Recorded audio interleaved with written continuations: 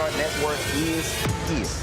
Hold no punches! I'm real revolutionary right now. Support this man, Black media. He makes sure that our stories are told.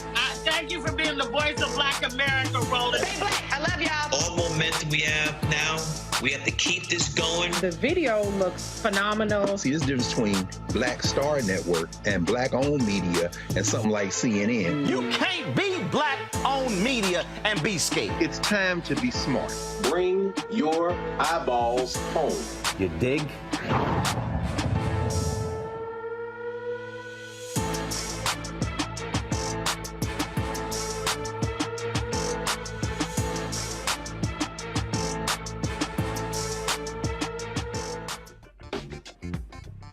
It's Thursday, August 18th, 2022, and I'm Erica Savage sitting in for Roland. Here's what's coming up on Roland Martin Unfiltered, streaming live on the Black Star Network. Now that the Inflation Reduction Act is law, how will it address our climate crisis and impact the Black community? Dr. Mustafa Santiago Ali, a former senior advisor for the environmental justice of the EPA, will be here to explain it all. We'll also look at how the other aspects of the Inflation Reduction Act will help Black communities. A federal judge says he's willing to unseal redacted portions of Trump's search warrant affidavit. We'll talk about what that means and what details it could reveal about the investigation. Rudy Giuliani went down to Georgia to testify before a special grand jury today about the 2020 election. Former Vice President Mike Pence says he'd consider appearing before the 1-6 committee if asked. August is National Black Census Month. We'll talk to the folk from Black Futures Lab about their goal of reaching 200,000 Black people with the Black Census Project. We'll tell you how you can participate. And y'all, why do Gen Zers prefer to use TikTok as a search engine versus Google? We'll look at how this shift influences a generation of voters who prefer video delivery over reading. You already know what time it is. It's time to bring the funk on Roland Martin Unfiltered, streaming live on the Black Star Network. Let's get it, y'all. He's got it. Whatever the miss, he's on it. Whatever it is, he's got the scoop, the fact, the find. And when it breaks, he's right on time and it's rolling. Best believe he's knowing. Putting it down from sports to news to politics. With entertainment just for kicks, he's rolling. It's on go, y'all. It's Roland Martin, yeah. Rolling with Roland now. He's funk, he's fresh, he's real, the best, you know he's Roland Martin now.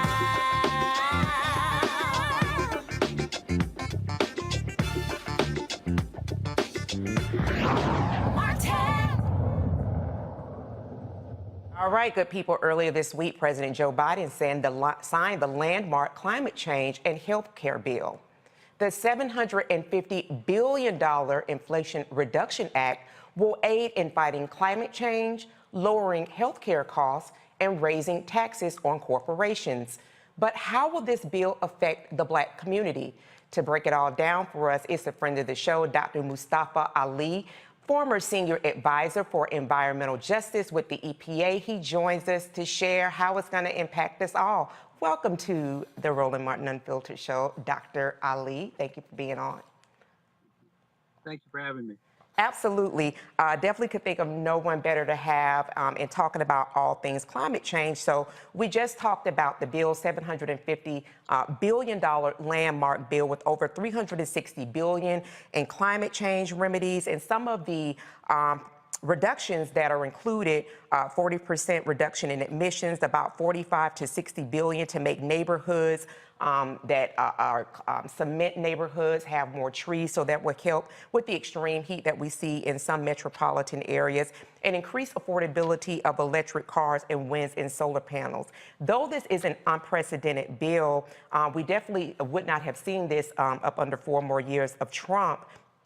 Talk to us about the historic nature of the Inflation Reduction Act, and what are some of the immediate outcomes that people can expect from this landmark act? Yeah. Well, the first place we should start is the fact that our communities continue to be hit first and worst from the climate crisis.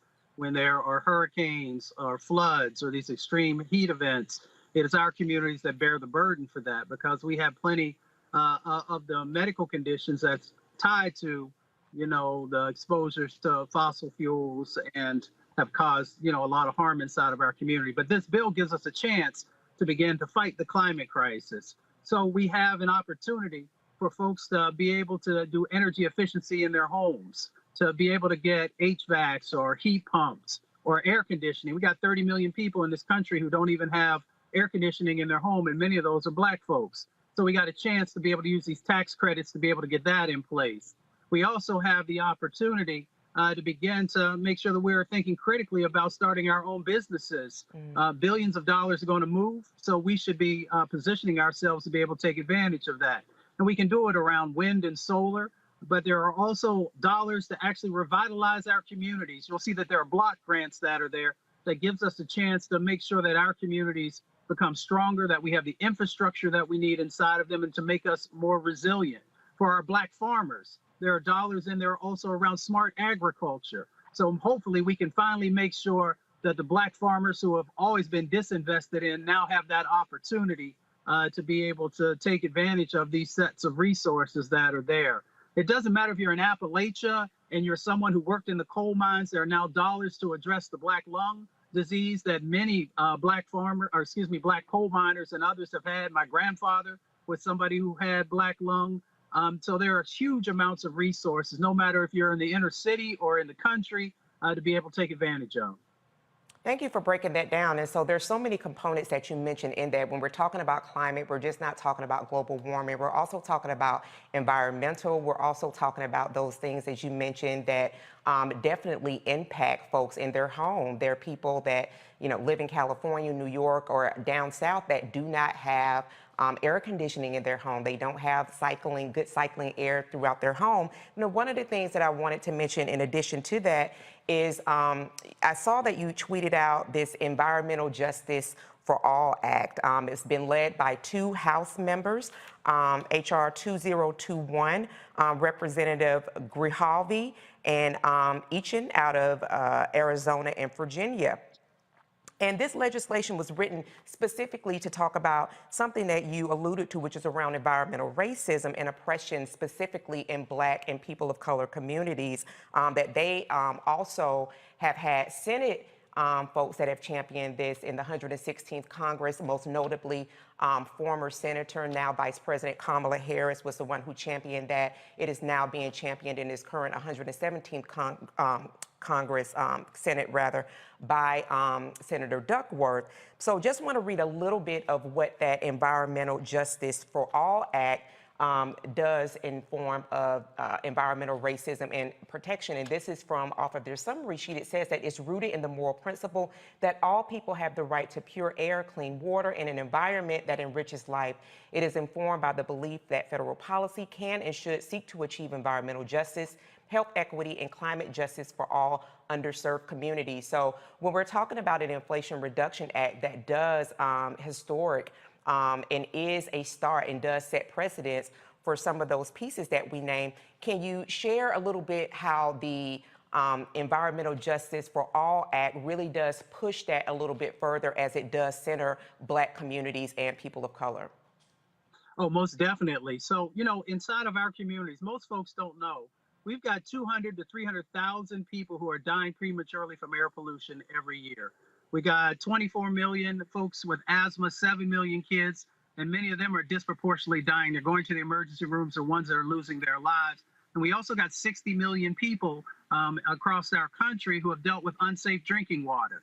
And disproportionately, it is Black and brown communities and indigenous communities are the ones who are dealing with this. So the Environmental Justice for All Act really zeroes in on the impacts that are happening inside of our most vulnerable communities. It also puts a spotlight on the hot spots that exist throughout our communities. It helps to strengthen the sets of actions that will go on. The enforcement actions around brownfields and Superfund sites and a number of these other polluting facilities that often get away with, the impacts that happen inside of our communities. So it gives us, an opportunity to make sure that, one, that we're being protected, and also is integrating into finally a piece of legislation that our lives matter. And I would be remiss if I didn't also highlight the fact that in 1992 and 1993, John Lewis tried to introduce the first piece of environmental justice legislation. So now, 30 years later, we finally have a piece of legislation that has been crafted by the front lines that can actually help to make real change happen inside of our communities and make sure that all these agencies and departments and states take with real seriousness what's going on inside of Black, Brown, and Indigenous communities. Absolutely, and especially when you consider that these two leaders from Arizona and Virginia actually did tours where they toured, and this is very much so seated in community participation, community comments. So when we start talking more about, the extreme heat, how folks who are Black and people of color are disproportionately impacted, I want to move over before we go to our panel with this story that I saw on climate change, and it was specifically focusing on mega floods out of California that scientists are looking at a mega flood to be happening in California.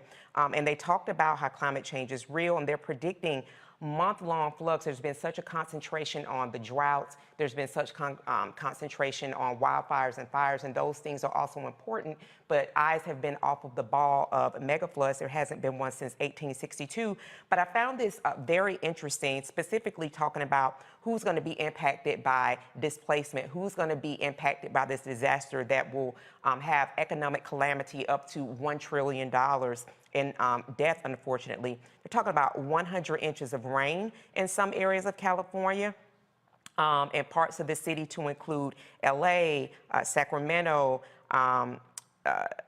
those cities, Fresno and Stockton. We look at the number of Black and people of color that are in those cities. Those numbers are pretty substantial. Can you talk about how we also need to be looking at how this bill that was signed into law, hopefully moving into the Environmental Justice Act, having that adopted, will really help to put all eyes on continued vulnerable communities that continue to pay the price of corporations being allowed to do as they please and with harm to those specific communities. Yeah, without a doubt. And we should also bring in, so we've got the bipartisan infrastructure bill that had passed.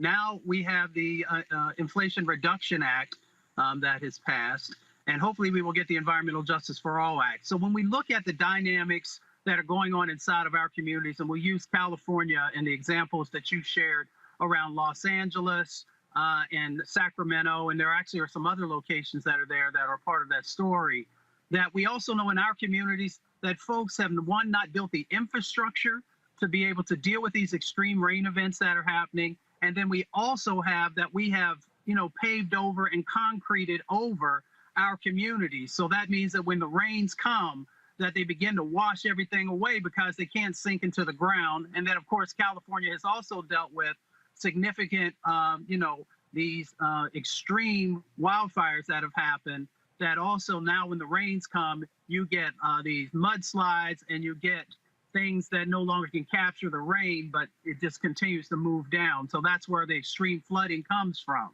The other part of the dynamic is the way that we got to this is because we wouldn't break our addiction to fossil fuels, which have played a role in the warming up of our oceans and of our atmosphere. And now there's so much moisture in certain locations that get captured there, and it just all dumps at one time. So you get these huge amounts of rain that come down, and our infrastructure is not built currently to be able to deal with that. And in our communities, there's often non-existent infrastructure. If there is infrastructure at all, it has often been disinvested in. So it creates these double and triple whammies for what's happening inside of our communities. And we need to pay attention, because when we get hit, when our homes are destroyed, or if we're living in an apartment, on the basement level, in many instances, we don't have the insurance to be able to deal with that. And we often are the ones who never can come back home, if you will, because of the sets of policies that are in place. So we have a chance to change many of those dynamics, but we have to force people to do it. We have to stay engaged in the conversations, and we've got to have pieces of legislation that are specifically focused on the needs that exist in our communities. Absolutely, and not to mention that we saw this play out, unfortunately, in 2005 with Hurricane Katrina. Before I go to Reese, she's our resident California native here on the panel. I just want to list some, just want to share a few other things that are included in the Inflation Reduction Act.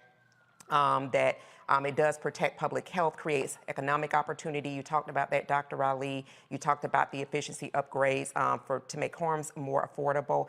Caps the amount that seniors will have to pay for prescription drugs they buy at the pharmacy at $2,000 a year. Caps the amount that seniors will have to pay for insulin. That has been a big talking point at 35 for a month's supply. Access to a number of additional free vaccines. Lower prescription drug costs for seniors by allowing Medicare to negotiate the price of high-cost drugs, and drug manufacturers must pay Medicare a rebate when they raise prices faster than inflation. Reese Colbert, Amazon best-selling author, founder of Black Woman Views, your question. Yes, EJ, you know, one of the things I was interested to get your take on is we know Black Americans are more likely to be in these heat, I don't want to call them deserts, but heat zones, like for instance in Harlem, it's 31 degrees hotter than Central Park West in some cases.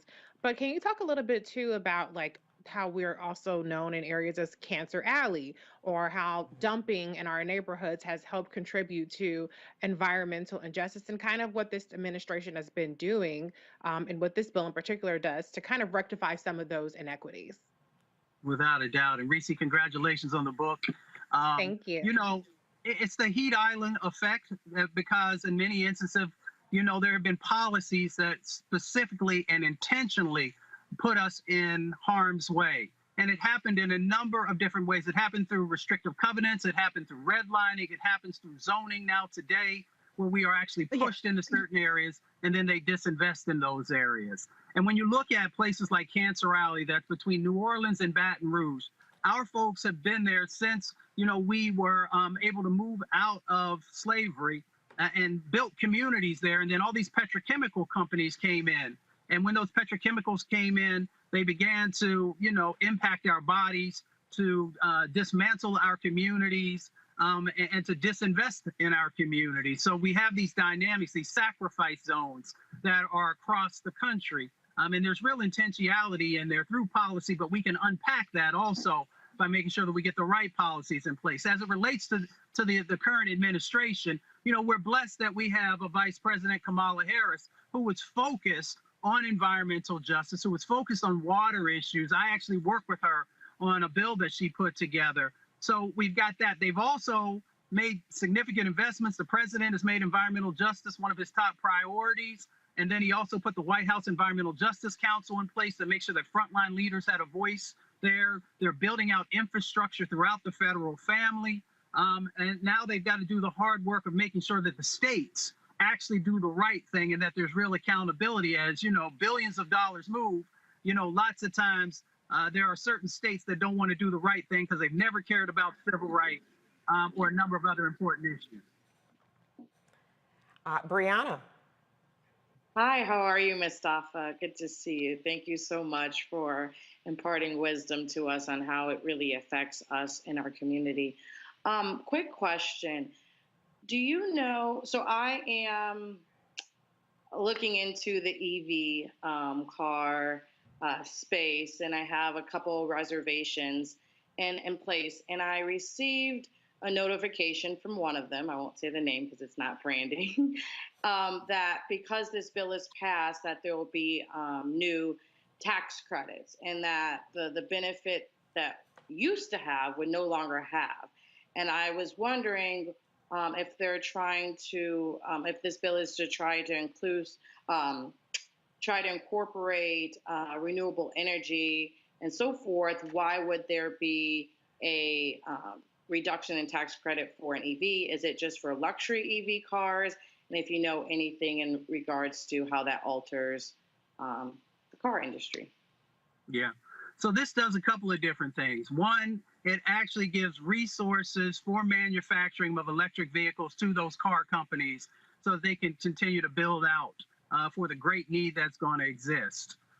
The other part of it is that there is a tax credit for new vehicles of $7,500 on the federal level. And then for the first time ever, there's a $4,000 tax credit for used vehicles. So the reality of the situation is a lot of our folks buy used cars and not as many buy, new vehicles, although some folks do. So they wanted to make sure that whether you're in the new car market or the used car market, that you could make sure that you got that tax credit. And then the other part of the conversation is also around EV charging stations and making sure that in our communities, we have that infrastructure there as well to make sure if you buy that vehicle, then you can also charge it.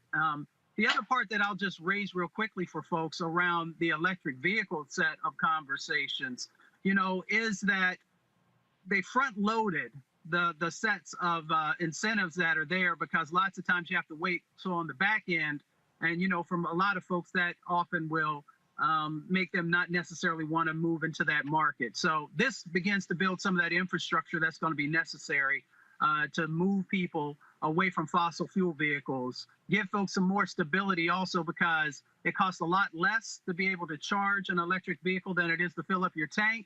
And it also gives us more energy security so that when the prices of gas, shoot up astronomically, you don't have to deal with that.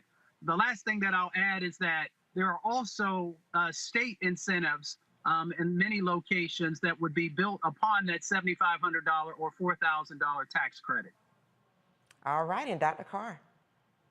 Thank you, Sister Erica. And yes, congratulations, Reese. I've already started reading the long and short guide to the 2022 midterms. I encourage everybody else to do the same. We need to zone in on that. And in fact, Dr. Ali, Brother Mustafa, that really is where my question lies. We know, like, these multinational corporations that have leaned on the Senate and the House and trying to stop states from giving money to folks who are trying to work on environment. We know, like those companies, the weather and the environment are no respecters of countries. So with that in mind, in the broader international sense, and our people, Mia Moore-Motley in Barbados trying to say they're going to flood out the Caribbean, in Mexico taking steps backward, could you put this legislation in an international context? Help us understand, what is the existential threat that we face as a species, and what else needs to be done? What can we do to keep our foot on the gas now so that the United States isn't a kind of a wedge or a kind of obstruction to this threat we face? How serious is the threat, and what else needs to be done?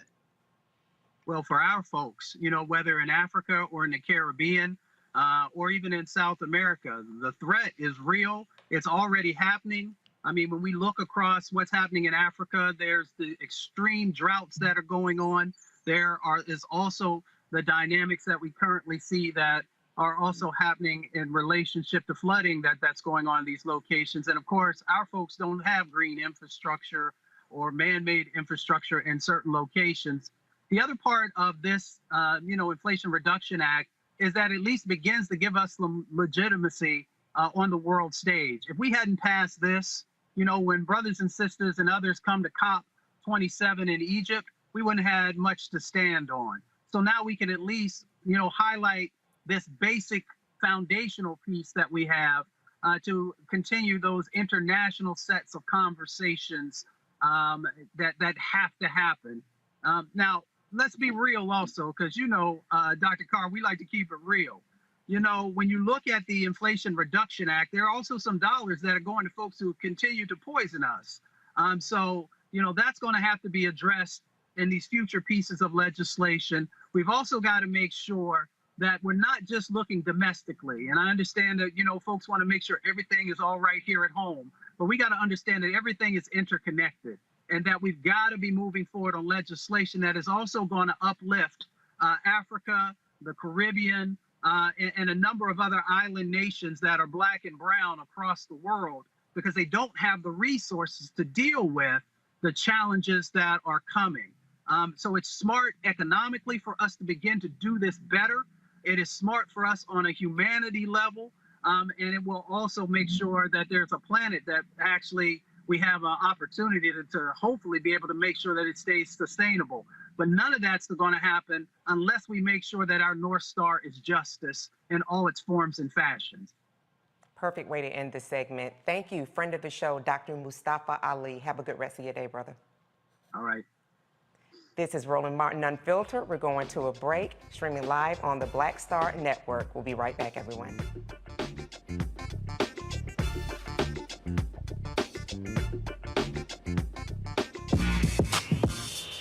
When we invest in ourselves, our glow, our vision, our vibe, we all shine. Together, we are black beyond measure. Hatred on the streets, a horrific scene, a white nationalist rally that descended into deadly violence. White people are losing their damn minds. As an angry pro-Trump mob storms the U.S. Capitol, we've seen shooting. We're about to see the rise of what I call white minority resistance. We have seen white folks in this country who simply cannot tolerate black folks voting. I think what we're seeing is the inevitable result of violent denial. This is part of American history. Every time that people of color have made progress, whether real or symbolic, there has been what Carol Anderson at Emory University calls white rage as a backlash. This is the rise of the Proud Boys and the Boogaloo Boys. America, there's going to be more of this. Here's all the Proud Boys, guys. This country is getting increasingly racist in its behaviors and its attitudes because of the fear of white people. The fear that they're taking our jobs, they're taking our resources, they're taking our women. This is white fear.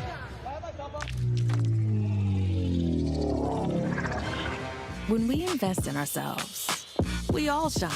Together, we are black beyond measure. Next on the Black Table with me, Greg Carr. The enormous impact of race, education, and affirmative action in America, and how, believe it or not, white America is starting to feel a little bit of the pain. Dr. Natasha Warriku joins us with a case study of one suburban community and how it reacted when the minority students started to excel. Most people didn't say this explicitly, but was that, the academics standards are getting higher in part because of the Asian kids, and that is making our kids really stressed out. So we need to reduce the amount of homework teachers are allowed to assign. She shares a perspective that you don't want to miss. That's on the next Black Table, only on the Black Star Network.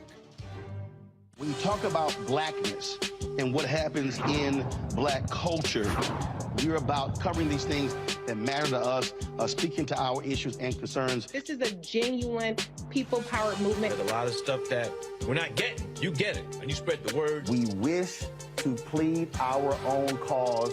Too long have others spoken for us. We cannot tell our own story if we can't pay for it. This is about covering us. Invest in black-owned media. Your dollars matter. We don't have to keep asking them to cover our stuff. So please support us in what we do, folks. We want to hit 2,000 people, $50 this month, raise $100,000. We're behind 100,000, so we want to hit that. Y'all money makes this possible. Check some money orders. Go to P.O. Box 57196, Washington, D.C. 20037-0196. The Cash App is $RM Unfiltered. PayPal is R Martin Unfiltered. Venmo is RM Unfiltered. Zelle is Roland at RolandSMartin.com. Yo, what's up? This your boy Ice Cube. What's up? I'm Lance Gross, and you're watching Roland Martin Unfiltered.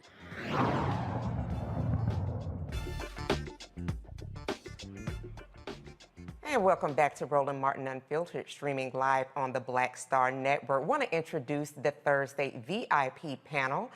First, we have up Amazon best-selling author of The Long and Short of It Guide to the 2022 Midterms, the Radical Republican and founder of Black Women Views, Reese Colbert. Our very own luminary and HU professor, Dr. Greg Carr, and political strategist, Brianna Cartwright. Thank you so much for joining today. So glad to have you all. So let's get into it. August, guess what? It's Black Census Month, and the Black Futures Lab is hosting a series of events across the U.S. to encourage people to fill out the Black Census, the largest survey of Black people conducted in the U.S. in 157 years. Alicia Garza, the principal of Black Futures Lab and Black to the Future Action Fund, joins us from Atlanta, Georgia. She's here to let us know how we can get counted. Welcome. So glad to have you, friend of the show, Alicia Garza. Thank you so much for having me. It's great to be on with you tonight. Absolutely. So glad that you're here. And so, you know, you've declared that this is National Black Census Month, and you have events all around the country aimed at engaging and informing the community on this historic effort, Alicia. And I want to share a few upcoming events that you all are going to be having. August 20th, which is on Saturday, the Black Census Peace pop-up with Live Free in Illinois. Then you have on that same day, August 20th, the Black Census Project Block Party. That's with New Georgia Project. August 27th, you have the Black Census Project Community Pop-Up. That's August 27th with Faith in Action, Alabama. And then on August 28th, the Riot Party, and that's with the Transgender District. And you all can go to blackfutureslab.org to get more details on those events. We'd like for you to talk to us a little bit about the importance of meeting your goal, which is a historic goal, 200,000 Black folks to be interviewed during this census. Talk to us a little bit about what are you hoping your findings to produce and support?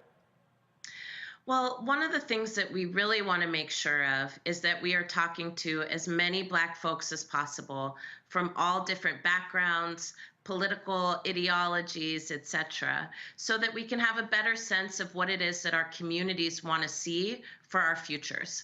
This becomes incredibly important when we're doing things like creating public policy, when we're doing things like trying to get people motivated and engaged in the civic process. We really do have to understand what it is that's motivating our communities, what it is that's keeping our communities up at night, and what it is that our communities want to see from our government. So what I'm hoping for from this census is that we reach 200,000 Black people across the country to really learn more about what our priorities are and what our preferred solutions are. And for us, we know that we will be using those priorities in our legislative advocacy in 2023. We do know that midterms are coming, and those are important in terms of changing the balance of power in cities and states across the country. But we have to keep the momentum going after elections as well. And this census project is a tool to be able to do that, while it is also a tool to keep people engaged in the civic process at various points in time. I'm also really hoping that this project can be a model for our local and state governments, and even for our federal government, about how our communities need to be engaged. One of the things I'm so proud of is that this census is by Black people, for Black people, and about Black people.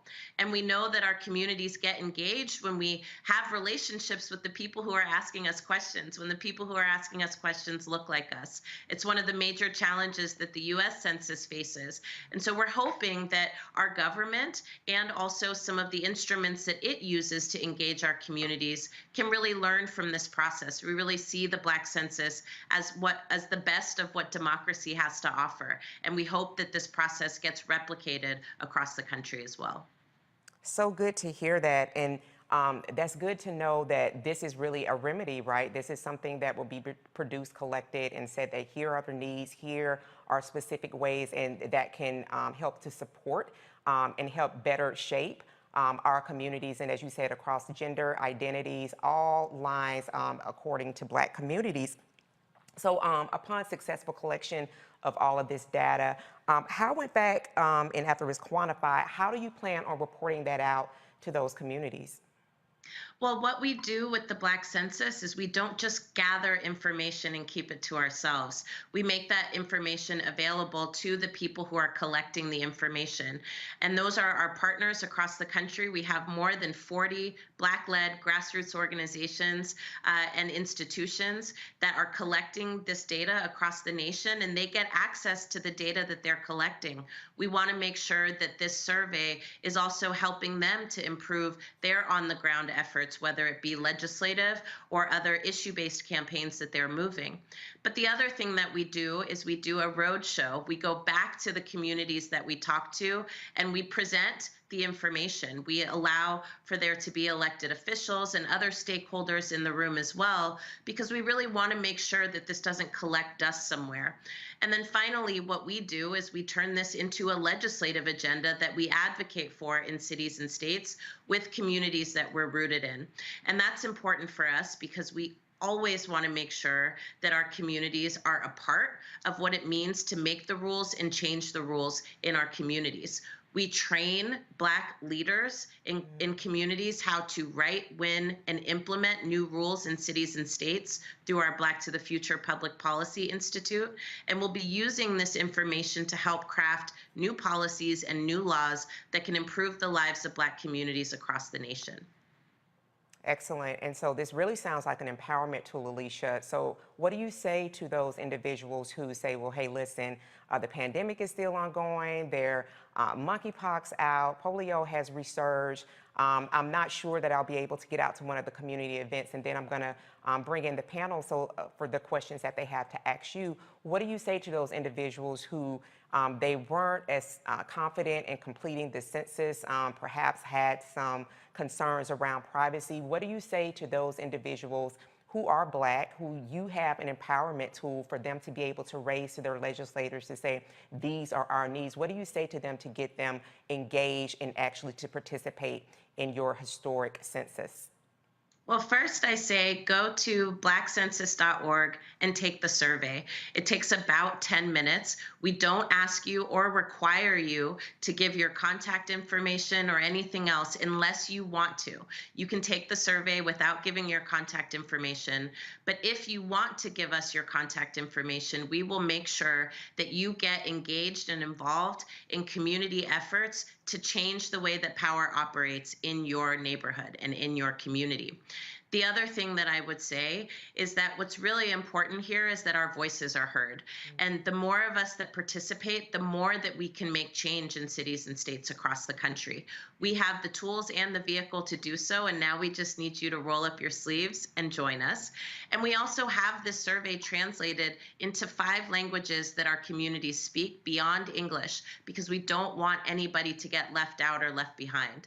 So we have the survey translated into Portuguese and into Haitian Creole. We have the survey translated into Spanish, Amharic, and it will soon be translated into Yoruba as well. So if you have neighbors and friends that often get left out of these processes, make sure that they're tied in and involved. And then the last thing I would say is, if you can't make it out to one of our community events because you're concerned, rightfully so, about Rona and all of her cousins, you can still participate in the Black Census Project. You can host your own house party, either in person or virtually, and we give you the tools to do that. There's a toolkit on our website. You can just go to blackfutureslab.org to learn how to gather your people safely to take the survey together and join us in our month-long project of what we're calling a family reunion for the first National Black Census Month.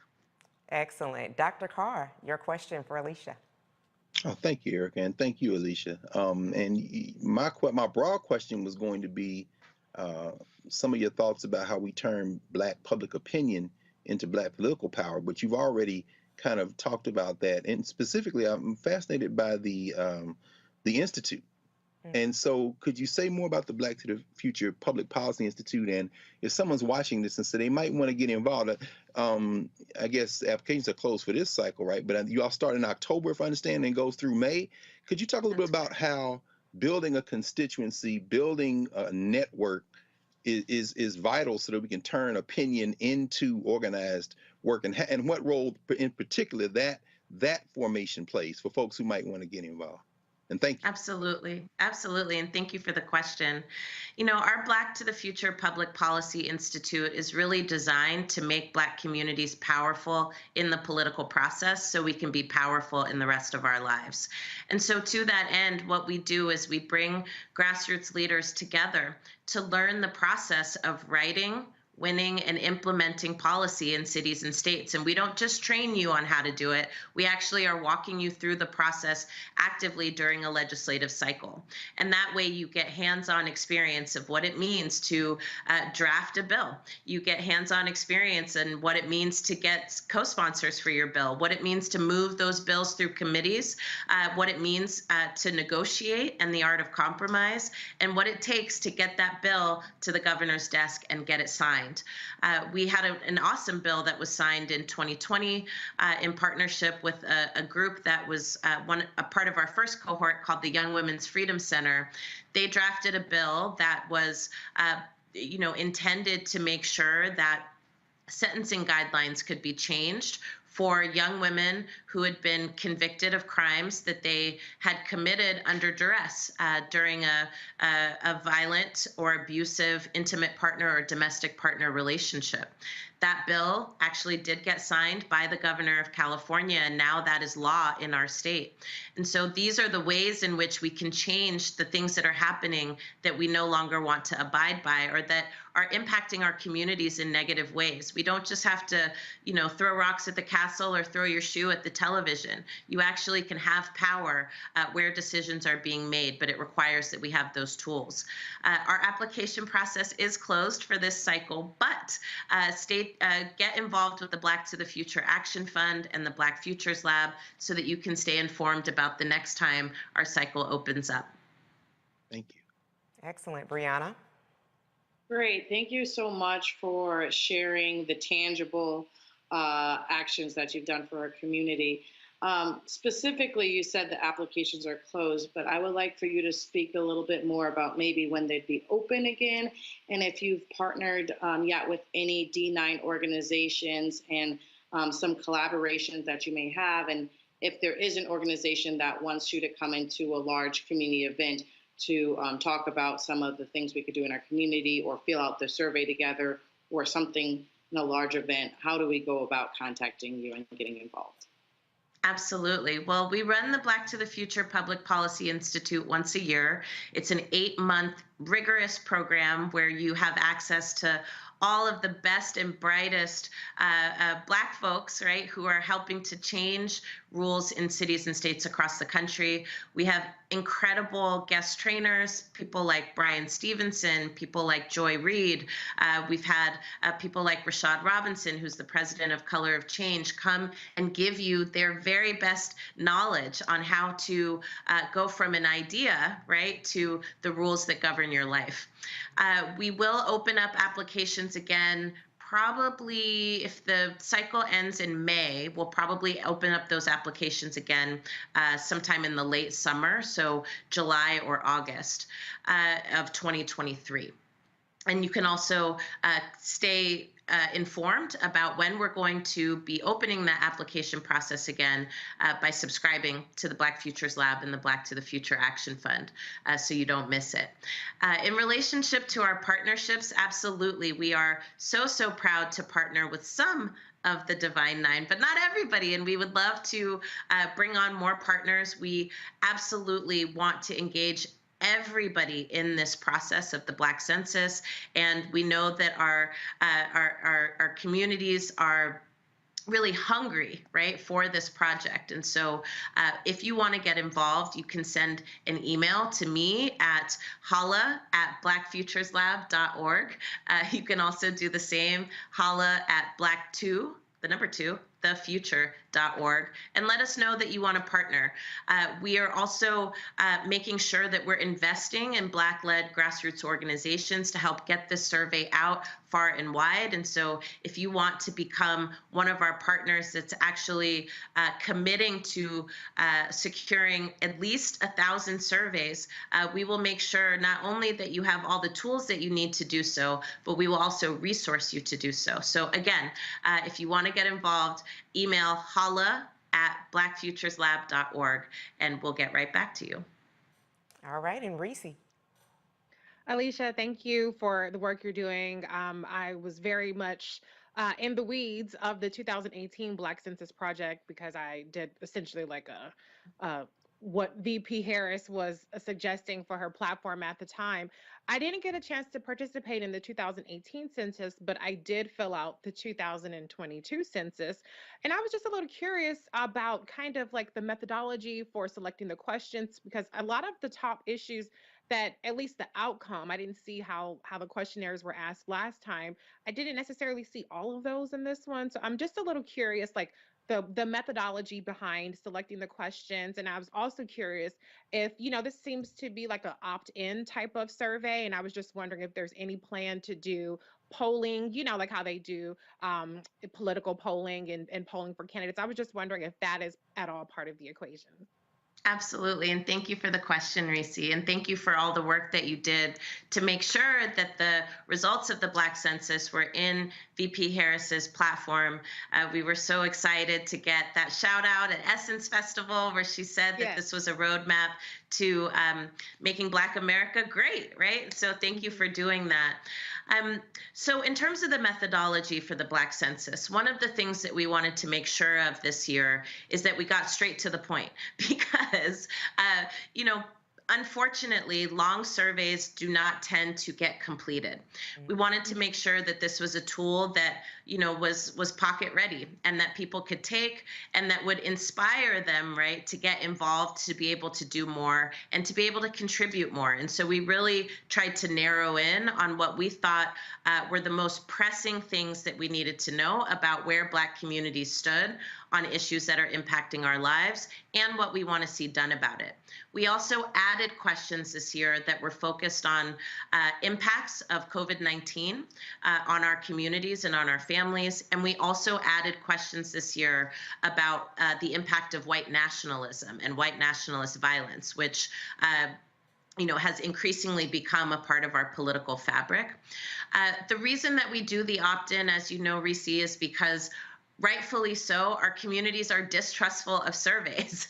And if we require that people give us their information in order to participate, they're less likely to do it. But what we find is that when people complete the survey, they're inspired, they're excited, and they want to do more. And so that's when we offer an opportunity for you to opt in, give us your contact information. We never sell your info to anybody else. We just use it, right, to make sure that you know when and where you can vote.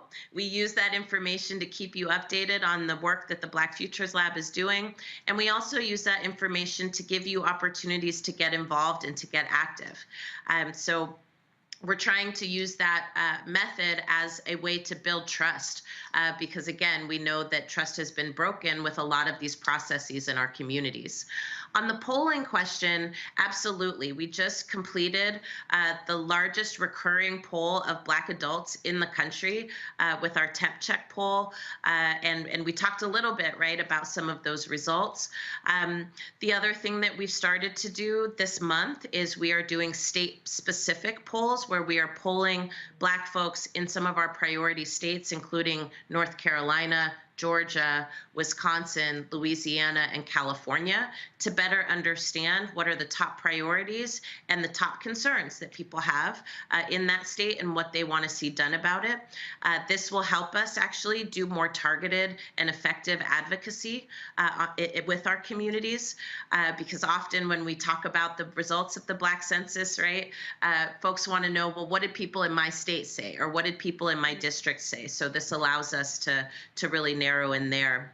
And then lastly, I will say that it is really important for us to be doing this kind of polling and this kind of research, because so often our communities aren't involved in traditional polls that we hear about, right? So you'll hear something that says 67% of Americans say that they don't plan to vote in the midterm elections.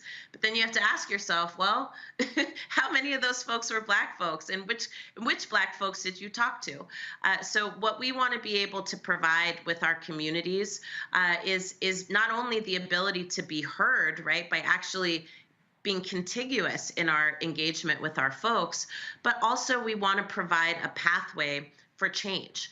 And the more that we can make sure that our communities are at the table when policies are being designed, the more that we can ensure that public policy is actually public. So we are really trying to change the game there with some of our polling and research efforts. And we're excited to keep sharing what we're learning here on this network and with you all, because of course you all are the cornerstone of what it means for our communities to stay engaged, stay involved, and stay informed. So thank you for having me today. Absolutely. Alicia Garza giving us a personal invitation to the family reunion. Make sure you go and fill out that Black Census. It is National Black Census Month. Alicia Garza, principal of the Black Futures Lab, thank you so much, friend of the show, for joining us today. Thank you so much for having me. Absolutely. All right, we're going to a break. Roland Martin Unfiltered will be right back. Continue to stream us on the Black Star Network.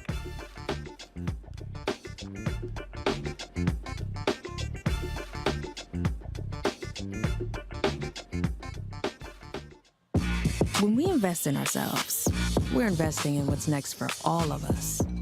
Growing, creating, making moves that move us all forward. Together, we are Black beyond measure. On a Next to Balanced Life with me, Dr. Jackie. Summer is flying by and back to school is just around the corner and fall is here. That's right, a new season is upon us. On our next show, we talk about jumping into action and putting procrastination in the rearview mirror. That's on a Next, A Balanced Life with Dr. Jackie here on Black Star Network. When we invest in ourselves, our glow, our vision, our vibe, we all shine. Together, we are Black beyond measure. We're all impacted by the culture, whether we know it or not. From politics to music and entertainment, it's a huge part of our lives, and we're going to talk about it every day right here on The Culture with me, Faraji Muhammad, only on the Black Star Network. Hi, I'm Vivian Green. Hey everybody, this is your man Fred Hammond, and you're watching Roland Martin, my man, Unfiltered.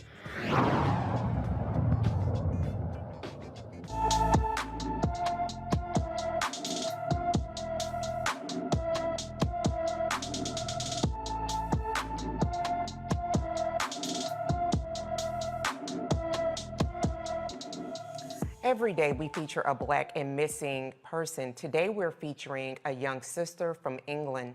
Nursing student Awami Davies has been missing since July 7th, 2022. She was last seen on CCTV footage wearing a distinctive red Adidas top, light gray joggers, slider-type shoes, and carrying a white handbag. Awami left her family home in Grays, Essex on July 4th.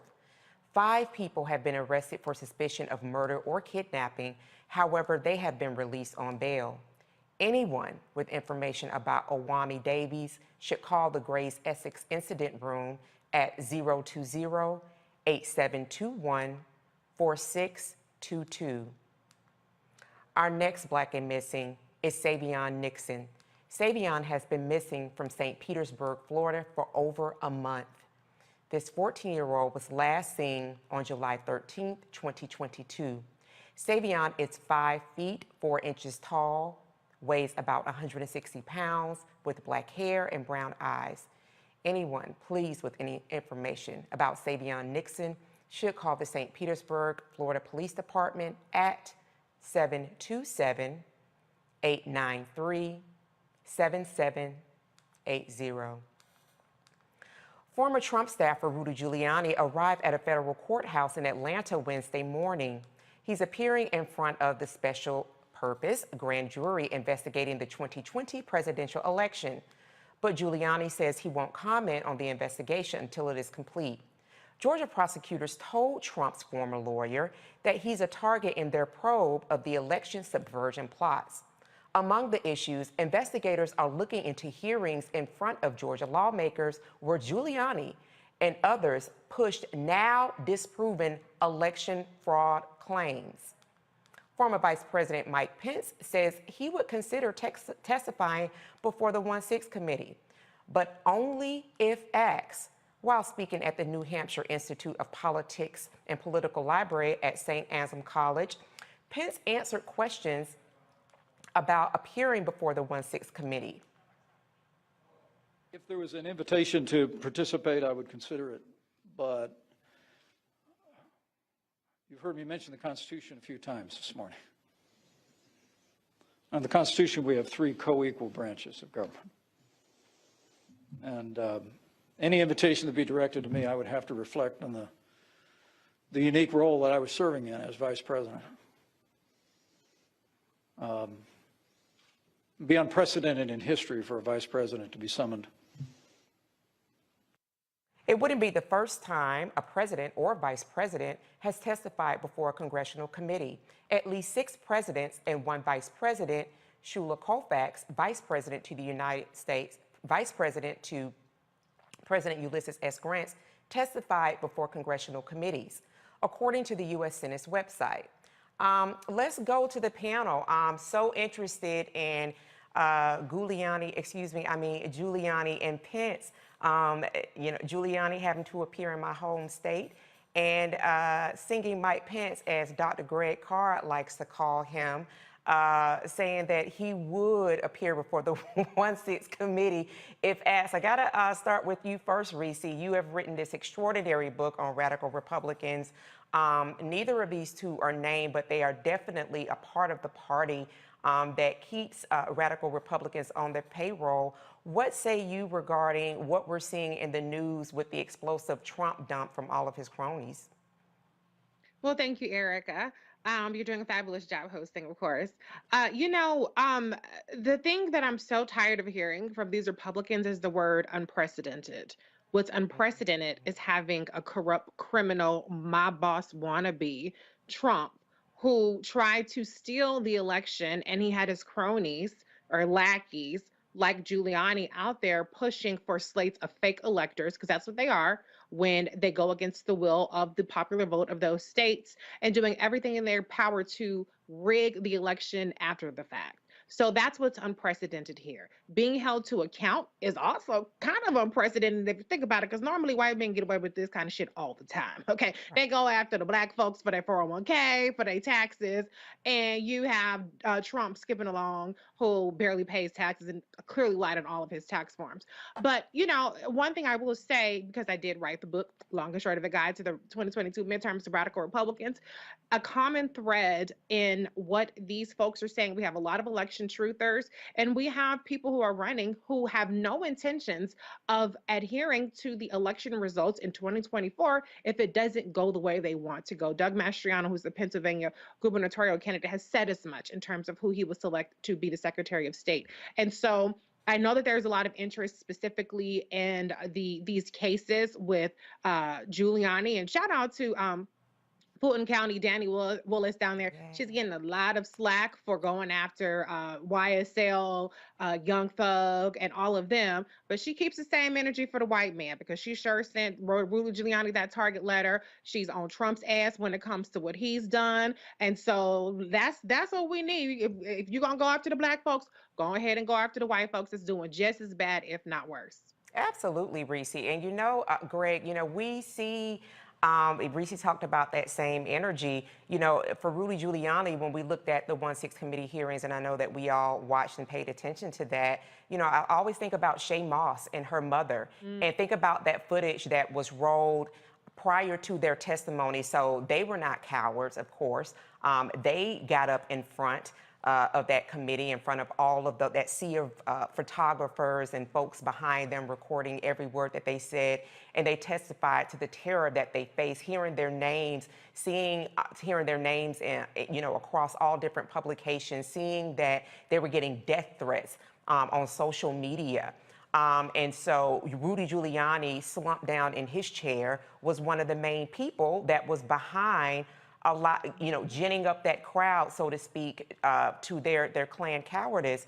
Talk to us a little bit about what this means as our legal mind here on the panel. What him being hauled into court, and Reese has talked about DA Fani Willis, who we know that Republicans are launching this counterattack to have her election have a recount in her election, but she's still going about doing business every day, making sure that they show up for court as they are being charged to do. Talk to us a little bit about what it means for Rudy Giuliani to be hauled into court Lindsey Graham, I think he has an August 23rd appearance, and then Smiling Mike Pence, as you have dubbed him, saying that he would, if he were asked, appear before the 1-6 committee. Well, thank you, Erica, and I agree and share Reese, and I think all of our opinion. You've been killing it, as you always do, though. So it's good. It's good to have you sitting there in the chair. I mean, we know it's about power, and we know that, I will rarely, if ever, cape for a prosecutor. I don't care about their color. And certainly Atlanta, there's a checkered history on black crime down there when it comes to the law. But I agree with you, Reese. If you're going to pull out the full measure of the law against anyone, you must do it to everyone. And of course, white men, as Reese just said, as you just said, Reese, white men are used to wielding power. And Smiling Mike, as we call him, he said he would consider it because he's got his finger in the air trying to see which way the political winds blow. The White Nationalist Party is out of control. They hosted a legal lynching earlier this week, political lynching of a Cheney, which is unprecedented given the fact that she comes from a family that's been branded war criminals. But it wasn't enough that she agreed with Trump's policy 100%, almost 100%. She violated the rule. She didn't just go against Trump. She went against white supremacy. Mike Pence is trying to run for president. And we know that Andrew DeSantis, who suffered a temporary setback in Florida when a federal judge in the Northern District of Florida restricted or blocked his Stop Woke Act today, is probably the front runner for the presidency. I don't know that Trump will make it to 2024 as the nominee. Andrew DeSantis may be the one that we need to worry about. But what Fani Willis is doing, and you're right, the lynch mob is out for her too.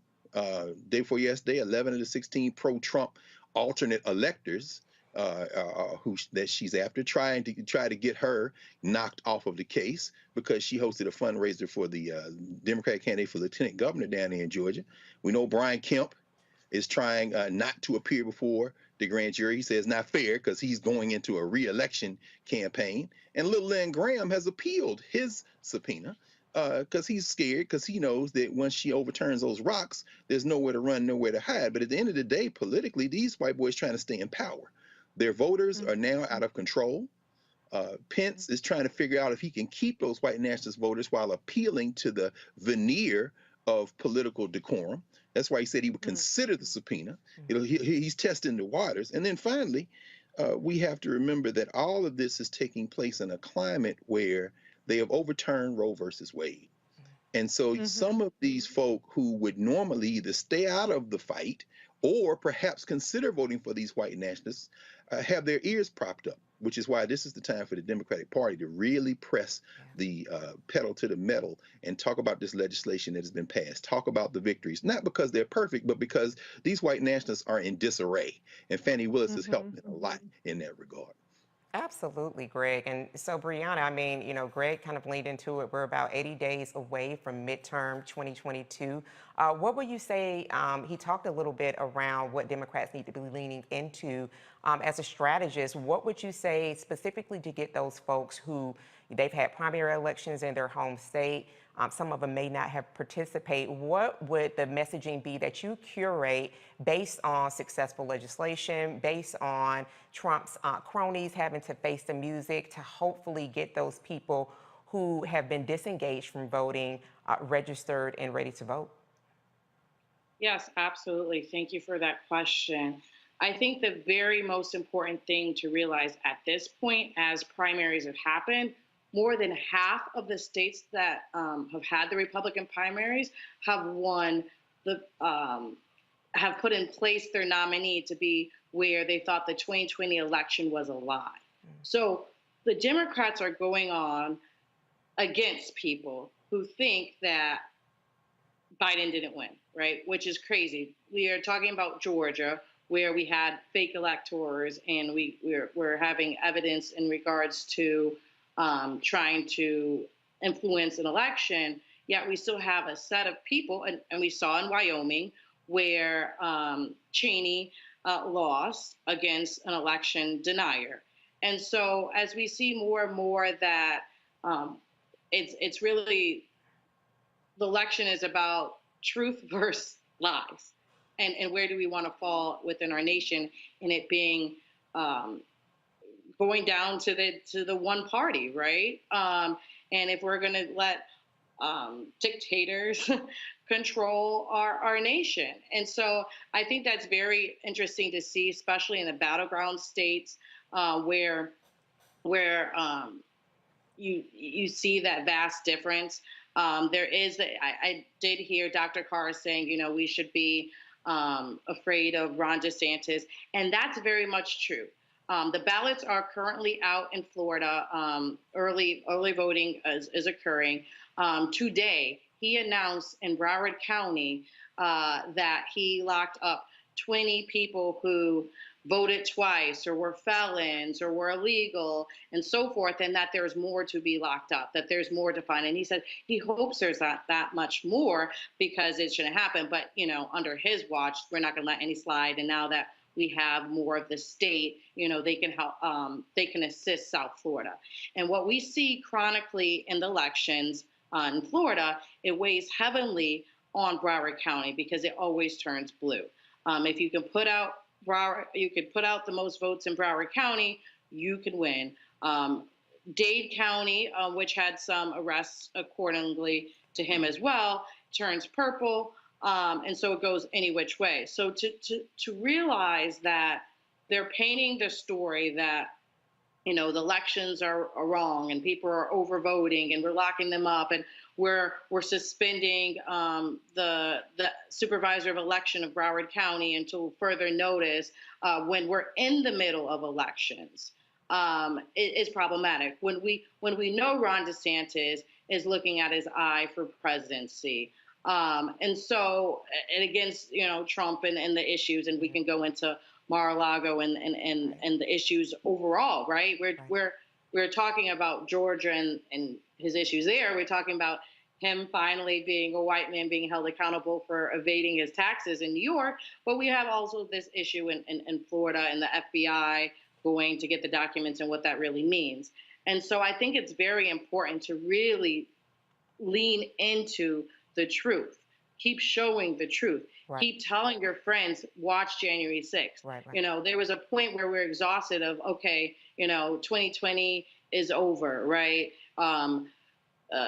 Trump beat Clinton, stop badgering it, right? Oh, you know, we elected Biden, Trump is over. It shows in these midterm elections that the party, that Trump is not over, right? The party has transformed into this radicalist party, and it's very dangerous for our nation. And so we really need to show, you know, not just necessarily the traditional Republicans and Democrats, but what's at stake for our nation. Absolutely.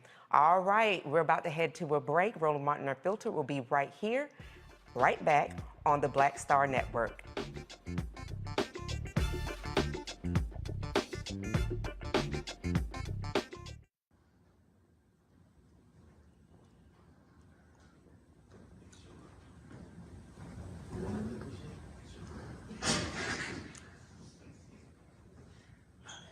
I challenge myself as an artist and knowing that I'm going to challenge the audience, right? So oftentimes you come into this business off of one project where everybody's like, ooh, you stand out. Okay, for me it was Barbershop, Ricky, da-da-da-da-da-da.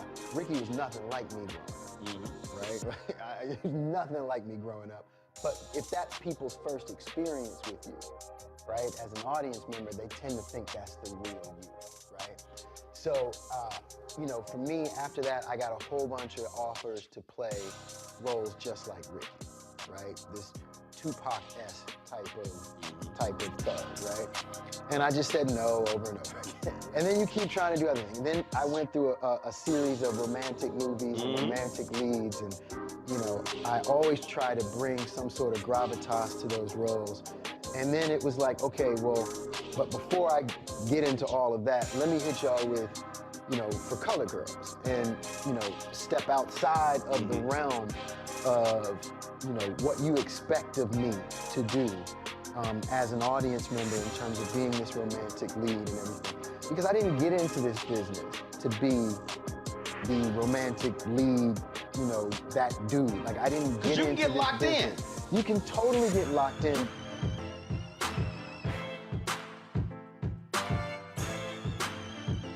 When we invest in ourselves, we all shine. Together, we are Black beyond measure. On the next Get Wealthy with me, Deborah Owens, America's Wealth Coach, you see the headlines. All frightening, right? Interest rates are going up. The recession is on the way. The stock market is up and down.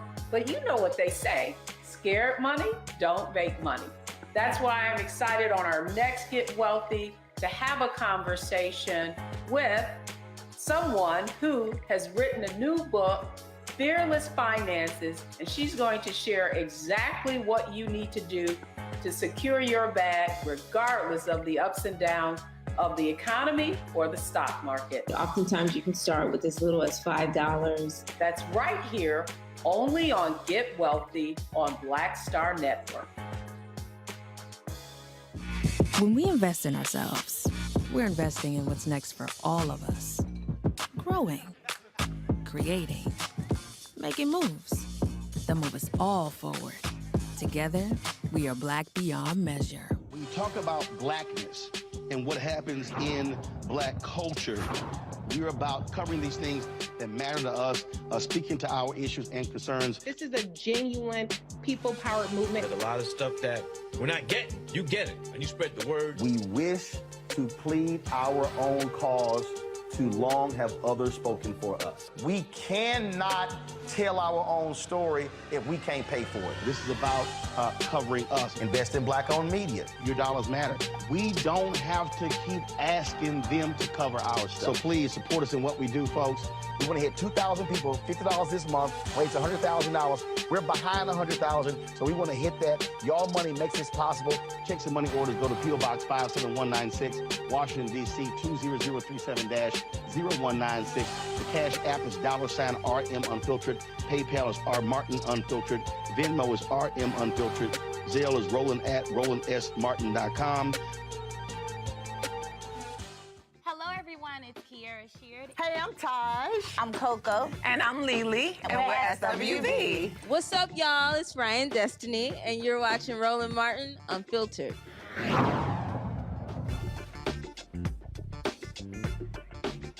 A U.S. magistrate says portions of Trump's search warrant affidavit can be released. Judge Bruce Reinhardt is giving the Justice Department 1 week to redact the warrant to reveal it to the public. Trump supporters claim the raid on the Mar-a-Lago estate is a political witch hunt. The Department of Justice believes releasing certain information could put the investigation at risk. Several news organizations filed for the information to be released to the public. Here to break it down for us is the extraordinary Dr. Nola Haynes, national security and foreign policy expert and political scientist, friend of the show. Oh my goodness, girl, it's like we have you on every 2 days. So want to welcome back to the show again. Just want to, before we get into conversing around what the national security and foreign policy implications of this, could you please just review for our audience around clearance classifications? I know I've heard and seen reporting where some people have kind of diminished the power that they carry. So could you walk us through that before we go into what the recent breaking news is on the Trump dump? Well, I'm so happy to be here with you this evening. And yes, you are killing it, sis. So keep doing what you're doing. And I'm so happy to be back on to clear up a mistake that I made on Monday. I would definitely hate to be the start of misinformation. So on Monday, I made a mistake. I said that there were 3 classifications, which is absolutely true. But where I messed up, I thought I was saying classified, but I kept saying unclassified. And I didn't realize that until I watched the episode. So to be clear, there are 3 levels of security clearance. So there's classified, there's secret, and then there's top secret. And SCI stands for secret compartmented information. So top secret is the top, but SCI is really, really, really secretive, right? That's usually about defense information or intelligence information that is very, very sensitive. And that information is usually, given in a very secured location like a SCIF. And like I said on Monday, from what I understand, there is a SCIF inside of Mar-a-Lago, But just because there's a skip inside of Mar-a-Lago, the issue is taking the documents in the first place. And for to answer what you also said, Erica, in terms of the level of seriousness, one of the things that's happening with the rhetoric that's coming from the right is they tend to try to normalize and delegitimize at the same time. And, you know, like we spoke about on Monday, there is nothing unserious about security clearance, right? For you to obtain it, you have to go through a very, very arduous process. You know, people in your life, your private life, they're contacted. You know, there's a lot of paperwork you have to sign. There's orientations on how to handle secret information and what happens to you when you do not abide to those rules. They are very clear about the U.S. codes that are being violated if information is not being handled the way it's supposed to be handled. So it's very serious, and it's also very disappointing that a lot of these, especially the politicians, it's very disappointing, especially for those who have security clearance, not to speak up and then to also attempt to delegitimize the process. That's very disheartening. Right, and thank you for sharing that. I missed that as well, but thank you so much as a professional for coming and just reiterating what those particular clearances meant. People with TS/SCI, those are even more serious security clearances, and so thank you for sharing that with the audience. And so going into the news that we've received of late, which is the affidavit being released, and so you talked about this a little bit on Monday, and I know you've talked about this throughout not only this program, but other shows that you have been on as well, Dr. Nola, that within that affidavit, you have the potential for unmasking, that there are people that work very diligently, they work very privately. This is not information that they can even go home and talk with their families about their business of the day, what they've been doing. Could you talk to us about the inherent immediate risk of having this affidavit released? Media companies, unsurprisingly, and this is just my opinion, have definitely missed the robust and throaty covering of Trump. And so it was no surprise that they were asking for the release of that information. And again, this is my own opinion, but could you talk to us first about the national security implications that this could have, having that affidavit? You have people who work for the CIA, of course, they work not at home, abroad. The FBI does the homework specifically. What does that mean first for us here in this country? And then what are the foreign implications of having this affidavit released in this era of immediate information via social media? Well, thank you for asking that question. So I want to start with saying that I read what Judge Reinhardt said very, I hope I said his last name right. Is it Reinhardt or Reinhold? Reinhardt. I think it's Reinhardt. Yeah, okay. I read what he said very closely. And, you know, I think what he's trying to do is to strike balance in that there's a huge public interest, right? And then there's also, it seems like, heavy lobbying that's going on. So in one sense, that kind of makes me sad that the legal system is being lobbied, essentially. But I do understand the public's need and desire for transparency. I absolutely understand that. However, what is at stake is giving the public and the Trump team the entire affidavit without it being redacted. And from what I understand, probably by the time it reaches the public or it reaches the Trump atmosphere, there's going to be so much that's redacted that you're not going to learn that much anyway, because there are people's names, witnesses, FBI agents, and, you know, like the lead lawyer for the DOJ said, you know, it also reveals the roadmap to the investigation. And I want to be very clear. The former president has not been charged, but this is an active investigation. So they are guarding that information very closely. And the language that they were using around obstruction, you know, we need to pay attention to that, to keep our eye on that. But in terms of national security, in terms of how that affects us at home, is there is such a loud voice coming from the right, and it's a bullying voice, and it has a very large platform. And I think that the party that was once, all about law and order, they have completely retreated from that, especially when it's regarding Trump or themselves. And so the fact that this judge, in my opinion, was almost bullied into this decision, to try to keep the peace. I'm sure he didn't want some sort of massive blowback on his hands, so he tried to strike balance there. But that's not how it should be. A judge shouldn't be influenced that way. The DOJ shouldn't be influenced that way. That's not how this works. A lot of this work is done in silence. If it weren't for the former president, we probably would have never known about the search warrant. And I want to be very clear about that. I personally do not call it a raid. There definitely is a difference between a raid and a search warrant. And I think, they didn't go in there making a lot of noise. They didn't have any battering rams or anything like that. So, it was a legally obtained search warrant because there was probable cause inside of Mar-a-Lago, probable cause to search Mar-a-Lago. So, I think all of these different things, by the right calling it a raid, making it seem like, they just went in there and disturbed everything. That's not true. Right. They were very respectful. Merrick Garland put a lot of thought before, he signed off on this search warrant. So this is not a situation where the FBI and the DOJ just decided to pick on the former president. This is serious, and it definitely impacts our national security because documents were taken.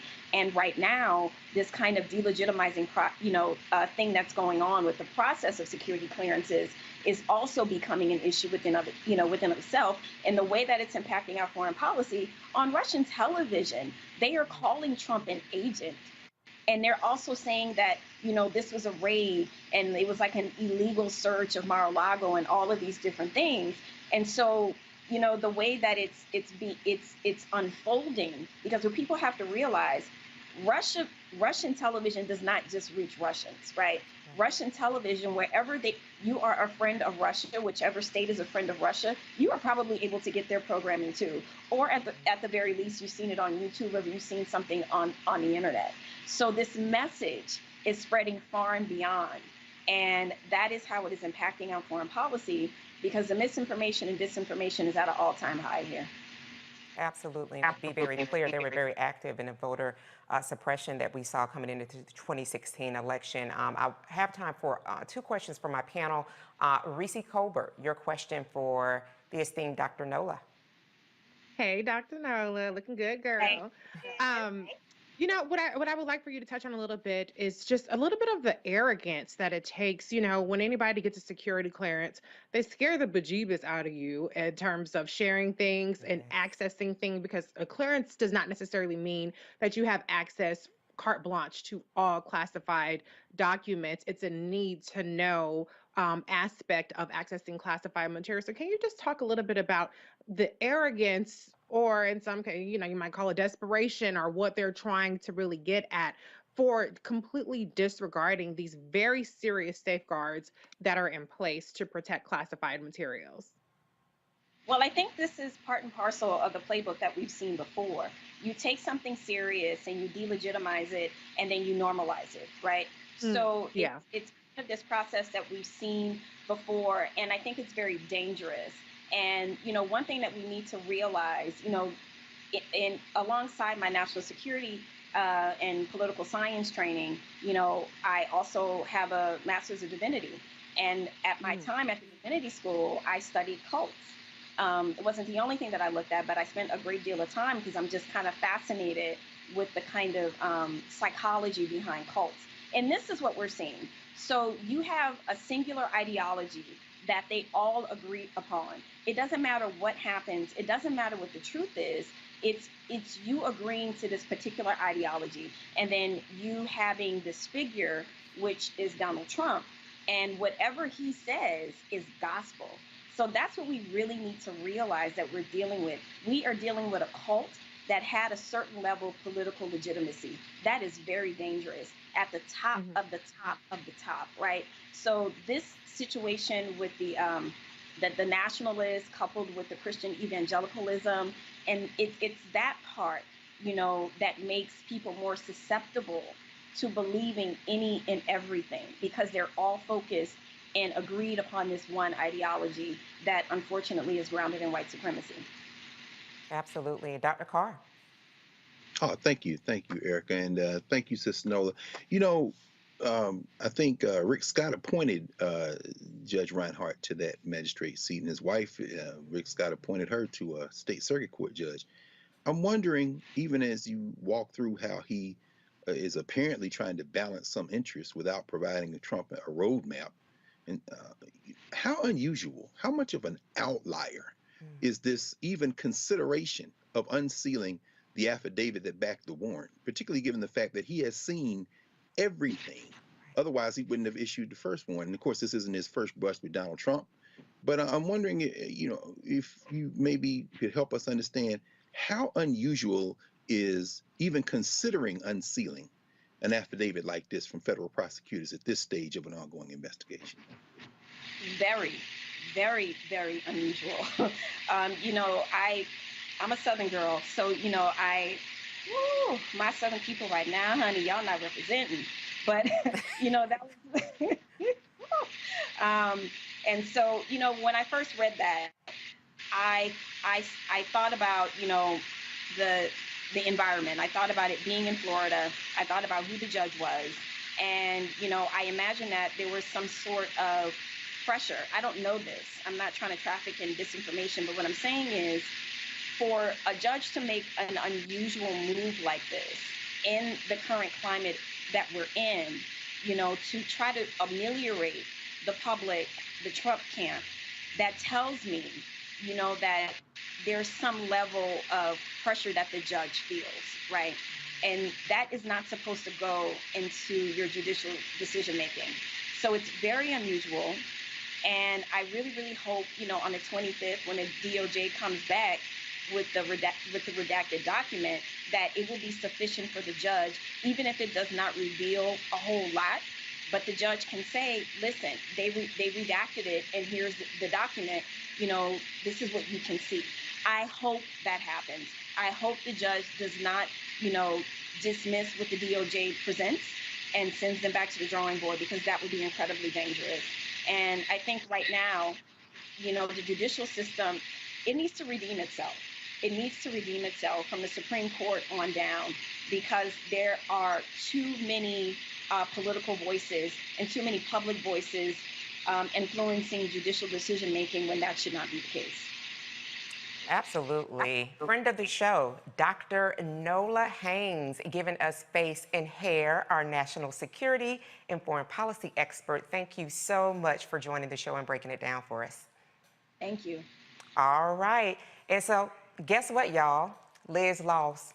Representative Liz Cheney supporters believe her re-election hopes were doomed on January 13, 2021. That's the day Cheney and 9 other House Republicans voted to impeach former President Donald Trump. That belief turned into reality when Liz lost to Harriet Hagman, her re-election bid for Wyoming's only House seat. During her concession speech, Cheney said the work is not over. No House seat, no office in this land is more important than the principles that we are all sworn to protect. And I well understood the potential political consequences of abiding by my duty. Our republic relies upon the goodwill of all candidates for office to accept honorably the outcome of elections. And tonight, Harriet Hagman has received the most votes in this primary. She won. I called her to concede the race. This primary election is over, but now the real work begins. Cheney was one of 9 Republicans to vote to impeach then-President Donald Trump. She is also on the committee investigating the 2021 insurrection, and she also voted with Trump over 90% of the time. Well, you are watching Roland Martin Unfiltered on the Black Star Network. We'll be right back after this break.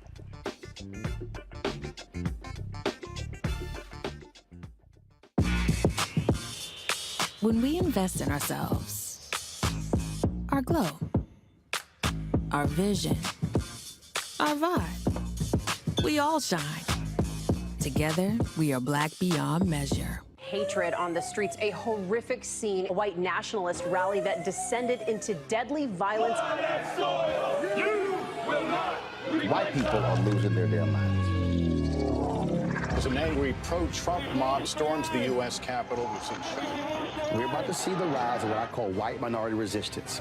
We have seen white folks in this country who simply cannot tolerate black folks voting. I think what we're seeing is the inevitable result of violent denial. This is part of American history. Every time that people of color have made progress, whether real or symbolic, there has been what Carol Anderson at Emory University calls white rage as a backlash. This is the rise of the Proud Boys and the Boogaloo Boys. America, there's going to be more of this. Here's all the Proud Boys, guys. This country is getting increasingly racist in its behaviors and its attitudes because of the fear of white people. The fear that they're taking our jobs, they're taking our resources, they're taking our women. This is white fear.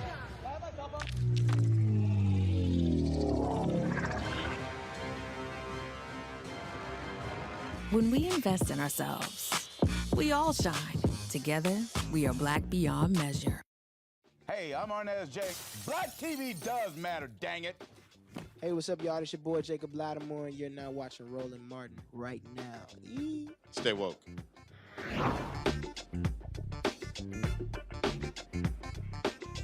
All right, and you're tuned back into the Roland Martin Daily Digital Show. I am Erica Savage, guest hosting for Roland Martin. So I want to talk to our panel. We just want to briefly go back on, honey, Liz lost, y'all. As I talked about before we went to a break, she voted with the son of a Klansman over 90% of the time while she was in office. And of interest, according to the scorecard, you know, the Heritage Foundation, they keep a scorecard. She had a score for her session in Congress of 79%, 74% of her overall time in Congress. And I just want to give the people a little bit before I start with Breonna, some of the things that she voted against or had a really great block party for. With H.R. 1, that is the For the People Act. That's going to help to expand voting rights, reform campaign finance laws. We know the Heritage Foundation is definitely against that, and get away from partisan gerrymandering. She also voted against H.R. 4, that's the John Lewis Voting Act that would help to fortify 1965 VRA. We've talked about that breathlessly over the time period of this show. Of interest, one of the things that the Heritage Action for America, their scorecard is interesting. They give these little nicknames. They named it the Pelosi Power Grab, and then underneath that talked about John Lewis. Then H.R. 5376, that is the Inflation Reduction Act that has been signed into law. She voted against that. And, oh, by the way, just to let everybody know about this loser, back in February 2021, a year into the still ongoing pandemic, she voted against the American Rescue Act. We know that that was signed into law quickly by the Biden-Harris administration, not even 2 months as they were into office. So Liz, Breonna, I'll start with you. So in terms of thinking about, just very quickly, because we have a guest, in terms of thinking about Liz losing her campaign, there have been some people I've been seeing across social who thought that because she participated in the 1-6 committee hearings that she is some type of hero, that they've lost a friend in Congress. What are your thoughts around Liz's loss, who she lost to, and if she were radical enough to stay in power? Right. Thank you. 2 years ago, she won by 75% of the votes. So she had a clear path to victory, but she decided that she wanted to tell more truth than lie. And so that's when the Republican Party, which has to lean into their base, which at this part, we can see their base thinks that 2020 was a lie. And when she goes against that, she lost. And so we see that the big lie that Trump won the 2020 election is spreading. And unfortunately, the same people who won these Republican primaries, just like Liz's was opponent, they would have given Trump the election. They would have overturned the votes for Biden. And so now that we see this, and we're hearing that Trump might run again, we're just waiting for the announcement. We see that more than half of the Republicans actually believe that Trump won 2020. And so that disparity shows how the Republicans want to play going into this midterms. Right. Absolutely. I mean, and, you know, Dr. Carr, we have discussed this on and on and on and on. People who definitely hook themselves onto white nationalism, Christian evangelicals. She has a pretty good scorecard, according to the Heritage Foundation. But given her last name, her hands are not and will not ever be clean. What are your thoughts around her loss and how some people, Democrats seemingly, seem to be a little bit saddened by Liz's loss? Well, I think Democrats who are saddened by her loss don't see what's going on. As always, we should put our community interests first, Black community interests first. So I really encourage Liz Cheney to run for president. I think the ensuing chaos, see, I'm old enough to remember Ross Perot. I think the ensuing chaos and Ralph Nader and the Green Party. So I hope she runs for president. She is a white nationalist. The only difference between her and Harriet Hagerman is that they drafted Harriet Hagerman out of the same ghoul school of cosplay politics that they found chinless Tom Cotton and Ted Cruz and all the rest of these people who share a common type of comic book character in nature in terms of how they even look. But make no mistake, Liz Cheney is a white nationalist. She's fighting for the soul of her party, meaning the elite Republicans are terrified now because the fuel that they have used to stay in power is now beyond, it has overflowed the gas tank. That would be the poor white nationalists who have now slipped from their control. And of course, if she runs for president, she's going to be in primaries with chinless Tom Cotton, who was caught lying about being an Army Ranger. DeSantis, as we've just heard, a nasty piece of work in Florida. And of course, Greg Abbott. And so all of them are the same. People are saying that the Republican Party has been captured by Trump. No, Trump is the symptom. These are white nationalist people in the Republican Party who are terrified of their voter base, but who need that base to win. And so the Democratic Party, and certainly I give my hats off to people like Benny Thompson, step back and let these people eat each other. Put her out there and use her as a battering ram. But please, y'all, let's not get into this DR cosplay. These white nationalists are terrified of their own voters, and Liz Cheney is just more evidence of that. Absolutely, Dr. Carr. I agree with you. And, you know, when we're talking about voting records, you know, you, Reese, have been very clear on these radical Republicans and their voting records and how they are not only against Democrats, they're against anybody who does not want to cling to power. You know, you mentioned Kristen Noem in your book. She's one of the long, short people that you cover. And thinking about Liz Cheney and her voting record against Women's Health Act, all things that really do help to protect women. Kristen Noem is that same person. And, you know, you all have got to get and read that book, My Mouth Was a Gate. Most of the time, eyes bucked. I had to remind myself to close my mouth as I continue to read about these radical folks and some things that I did not know that they were complicit in. But when we talk about Liz Cheney, you know, as much of a statesman or statesperson or however she was supposed to broadly appeal to people, honey, she is not that girl. Talk to us about what this campaign, this losing campaign, means for really giving rise to people being able to see what people who have, I guess, been looking like a lamb, but they're really a lion, that undressing. First of all, let me say, fuck Liz Cheney. Okay, she ain't never been, she ain't never gonna be. She just like her daddy. This is the same person that sold her sister down the river and came out against gay marriage when she ran for the Senate in 2014, and they dragged her ass so bad she ended up withdrawing from the Senate race, and she went on ahead and became the congressional person. She did come out in 2021, I guess, after she had all her come to Jesus moments. She went on ahead and threw gay marriage up in there as a come to Jesus moment, but she is just as radical, if not more radical, than the rest of them. Just because she doesn't like Trump does not make her a martyr.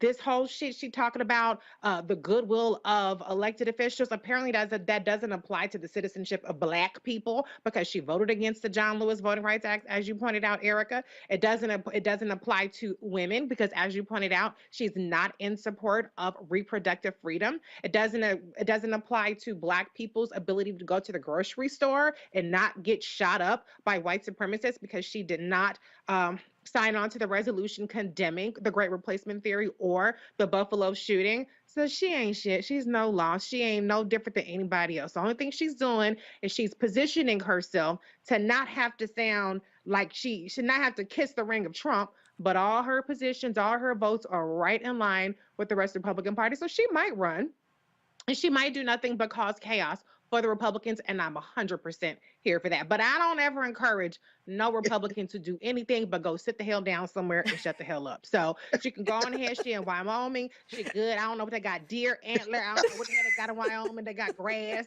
Girl, go plant some trees or something. I don't know what you're going to do with you and your dad and that Halliburton money, but you can go to hell as far as I'm concerned, okay? And all you Democrats, it's mainly white people. Oh, Liz should be VP. No, the hell she should not go ahead and lose and try it if you want to. But Biden got more sense than that. That's why he picked VP in the first place. And y'all need to quit having the bar in hell for white Republicans, especially white women. The rehabilitation that these people get to have just for not liking Trump is pathetic. It's actually embarrassing how much people start sucking up to these people and they just as crazy and just as bad as the rest of them. So bye, Ashy. Bye. don't let the door hit you with a good Lord split you, Liz Cheney. That's the long and short Oh of it. my God. Listen, say it again, Dr. Carr. That is the long and short of it, guide to the 2022 midterms. Get that book. Please get the book. Everybody get the book. It's available. It dropped today now. And so we are going to shift that energy because we definitely need people to be participating in democracy. As a parent of a Gen Zer, listen, y'all, I have a Gen Zer. I always wonder where and how my child is consuming media. All right? These kids are getting a lot of their media from TikTok, which is not a verifiable news source. But guess what?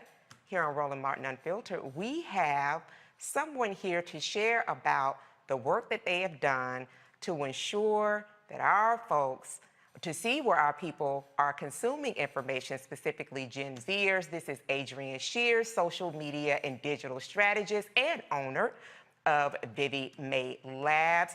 Welcome, welcome to Roland Martin Unfiltered. So glad that you have been all across media. Thank you for joining us.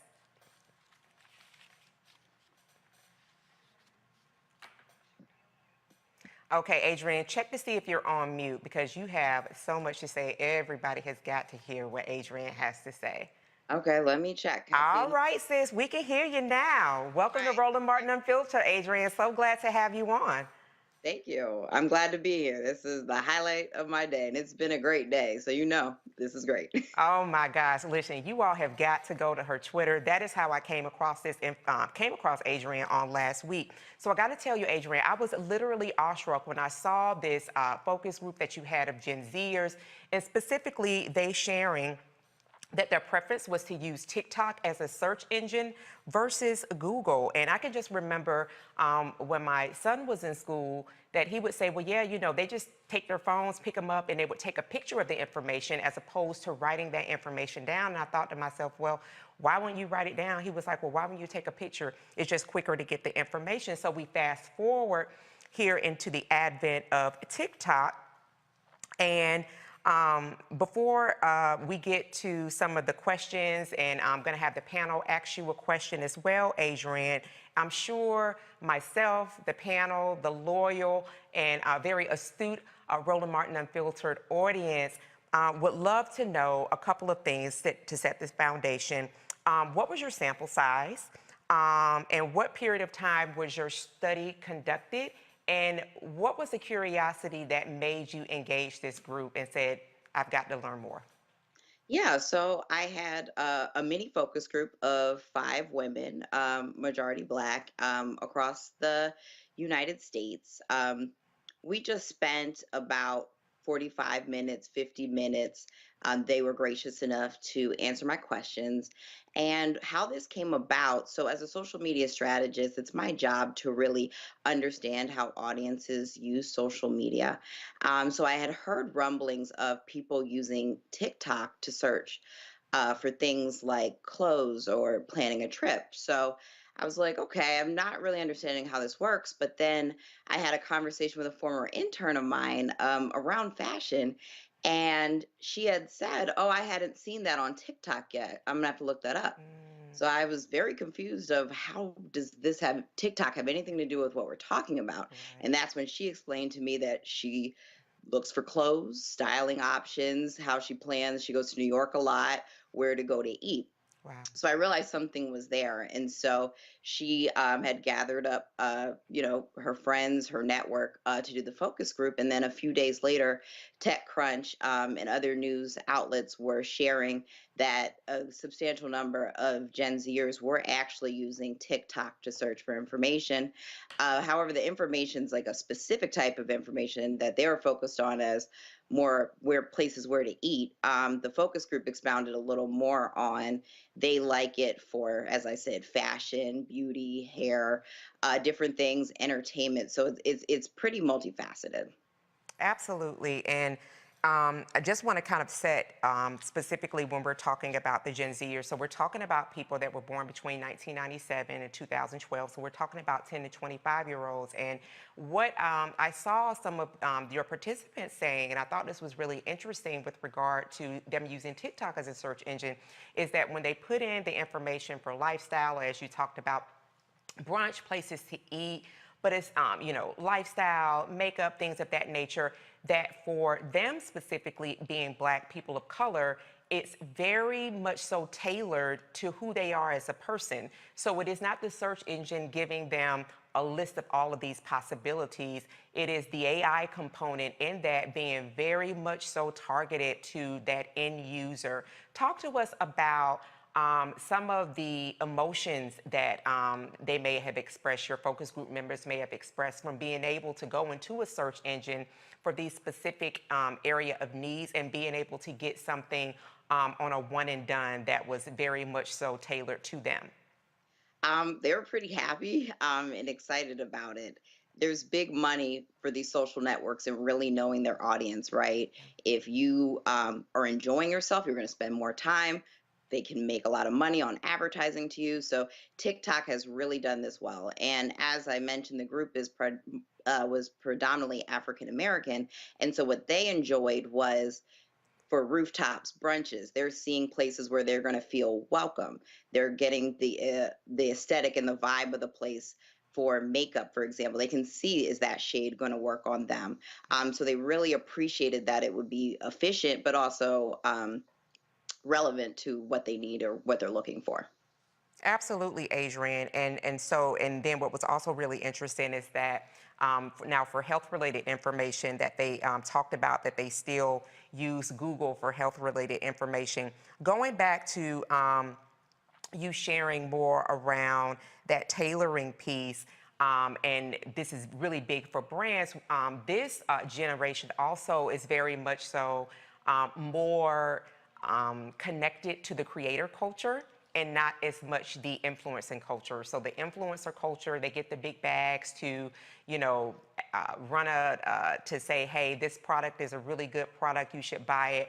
Where the creator culture is something that they feel to be more authentic and very much so something that they feel like they have a really good connection with. Can you talk to us about what that means for brands, as specifically as we move into this area of more awareness about global warming, climate change, authenticity, and what it means to actually be true to oneself?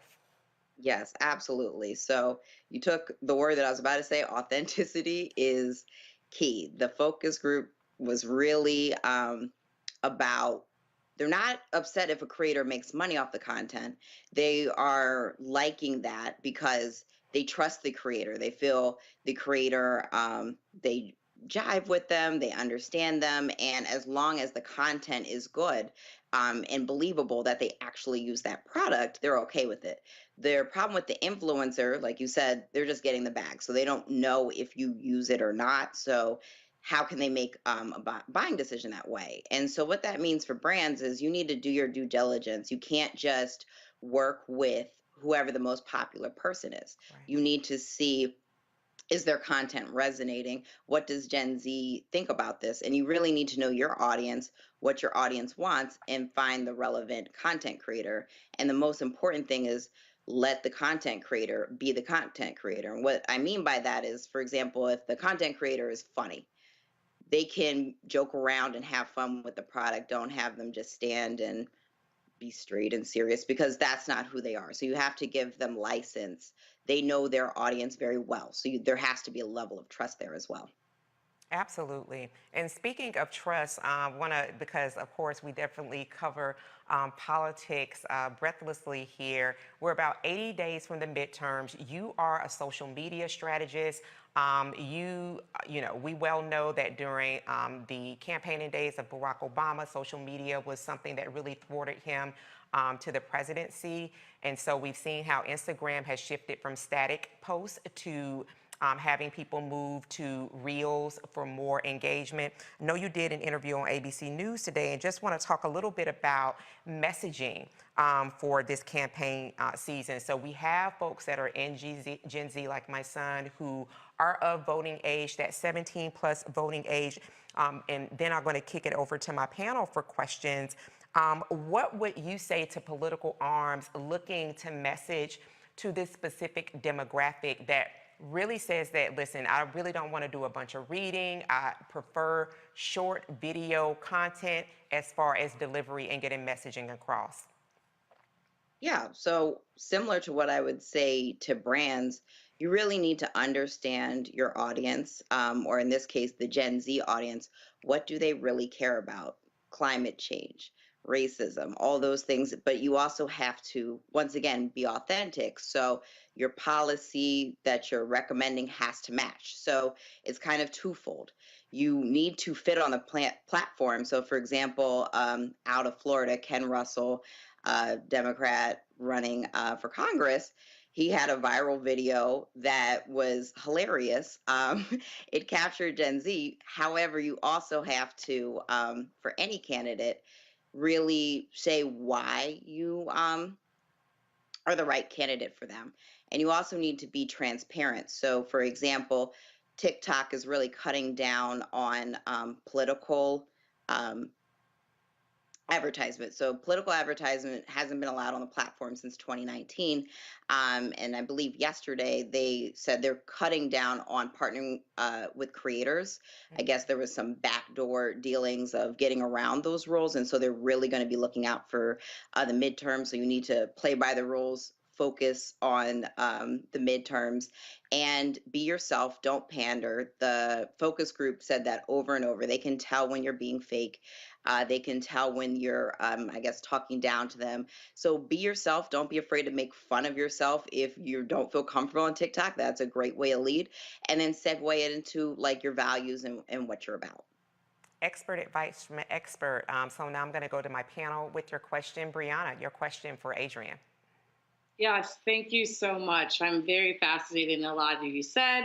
I do not have TikTok, but I love the shout out because when you started talking, I did think about Ken Russell's video, which went viral. He's running for Congress in Miami. And so it's interesting because they actually put the debate on to TikTok. And I was like, well, where do I find the debate? And so it's lovely you hear that. My question is, for everybody, because I feel like the generations get smushed together. What is the age group that we talk about, Gen Z? So like the millennial versus Gen Z, because as Erica said, her son, who's coming of age to vote, is a Gen Z. So for everybody to know, what is the difference of the age groups? So the oldest will be around 25, and the youngest will be in their teens. Yeah, 10 to 25. Dr. Carr. Thank you, Erica. And I'm listening to this with fascination. As a teacher, I've surrendered to the possibility of reading, unfortunately, in a lot of ways, but just because the literacy is going to be changed so quickly. And although I'm aware of BookTok, I know that's like a book obsessed corner of TikTok. And so I'll leave the literacy question to the side. I do want to ask you a little bit about what you think about cybersecurity and geopolitics. I know the UK Parliament, for example, has shut down their TikTok account because they swear that ByteDance, that owns the company in China, access all their data. And I guess BuzzFeed reported a few months ago that there has been some confirmation through recorded conversations that U.S. users are being accessed in China. What do you say, and what's your opinion on the role of TikTok, perhaps in geopolitics, in particular, perhaps as it relates to national security, or some plans that may involve something beyond just entertainment and videos? Yeah, I would say it's a very valid concern. I have that concern for a number of the platforms, even the US based platforms, because there's so much data and these companies know so much about us. And there is big money and big advantage to knowing a lot about Americans, spreading misinformation, taking their information. So I'm not sure if it's any worse than what we have going on in the US, but it would be naive to think that it should not be a concern or things that we need as a US society to verify and check out and make sure information is safe. Reese.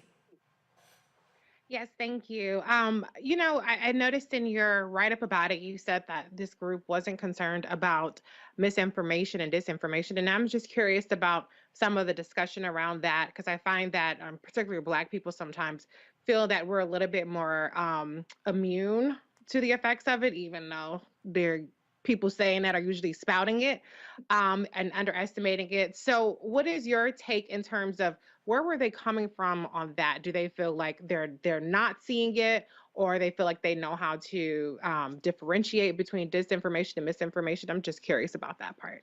Yeah, so it really depends on what they're looking for. So if they're just looking to be entertained, they're quite frank. They don't care if it's true or not. Okay. Restaurants or something like that, if they just want to go to take a picture, they don't care if the food is good, they just want to have a good time. Now, if they're actually going to have an event, buy something, now they do their due diligence. But then also, to your first point, they are well aware that misinformation is on the platform, so they're taking everything with a grain of salt. A few had actually spoke about being burned. They had saw like health professionals that they thought they could trust on the platform, and then when they dug a little deeper, and I guess whatever the content was debunked, they felt some kind of way about it, and were like, okay, I can't trust this. So their solution to that was for anything. And remind you, this group was college educated, so that could have a factor there. They decided they're not going to take anything on TikTok as like a fact, and that they will then turn to a Google or a news source to see, is that information actually true? Wow. So much good information. You all make sure you follow Adrienne Shears, social media and digital strategist and owner of Vivi Made Labs. Thank you so much for joining us on Roland Martin Unfiltered tonight. Thank you for having me. This was great. Absolutely. Appreciate you, sis.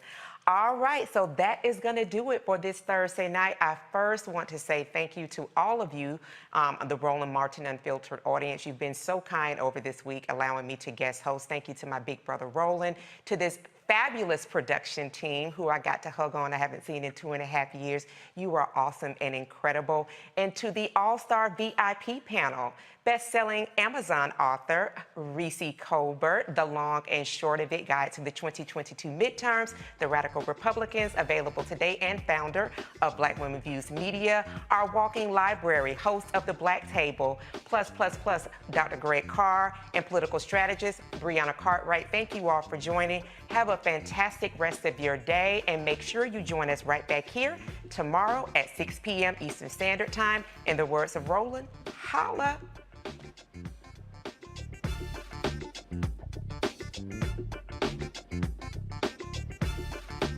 When you talk about blackness, and what happens in Black culture. We're about covering these things that matter to us, speaking to our issues and concerns. This is a genuine people-powered movement. There's a lot of stuff that we're not getting. You get it, and you spread the word. We wish to plead our own cause. Too long have others spoken for us. We cannot tell our own story if we can't pay for it. This is about covering us. Invest in Black-owned media. Your dollars matter. We don't have to keep asking them to cover our stuff. So please support us in what we do, folks. We want to hit 2,000 people, $50 this month, raise $100,000. We're behind $100,000, so we want to hit that. Y'all money makes this possible. Checks and money orders go to P.O. Box 57196, Washington, D.C. 20037-0196. The Cash App is $RM Unfiltered. PayPal is R Martin Unfiltered. Venmo is RM Unfiltered. Zelle is Roland at RolandSMartin.com.